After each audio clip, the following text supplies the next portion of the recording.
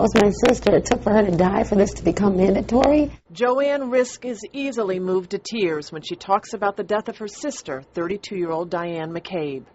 2.5 years ago, she bled to death after a C-section at Albany Med, leaving behind 2 beautiful children. Diane would have been so proud. And she would have been even prouder of the fight her family waged to make sure this never happens again.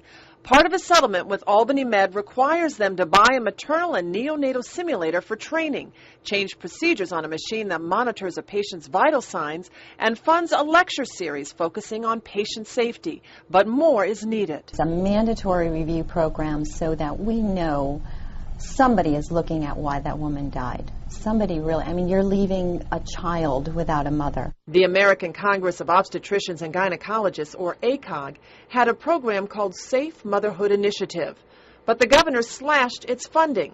The initiative took a team of experts to hospitals within 6 weeks of a mother's death. We would spend a full day at that hospital trying to uncover what the causes of that death were. That committee was really an exemplary committee. They were responsible for collecting data on maternal deaths, for analyzing that data. Amnesty International reports on maternal deaths worldwide. They applaud the work of ACOG, but says it is not enough. Their report reveals women in this country are at a far greater risk of dying in childbirth than women in 40 other countries. Another shocker is that these numbers are actually going up. They're not going down. To bring these numbers down, the New York Department of Health now says it will make it mandatory for all hospitals to participate in reviews of maternal deaths. Their mission will be to find out what went wrong and what procedures should change. But without a state budget, that is still in limbo.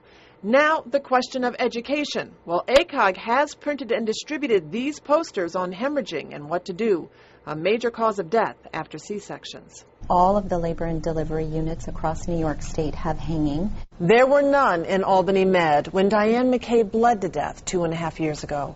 Her family holds on to hope that other new moms will be able to go on and hold their beautiful new babies. Elisa Streeter, News 10.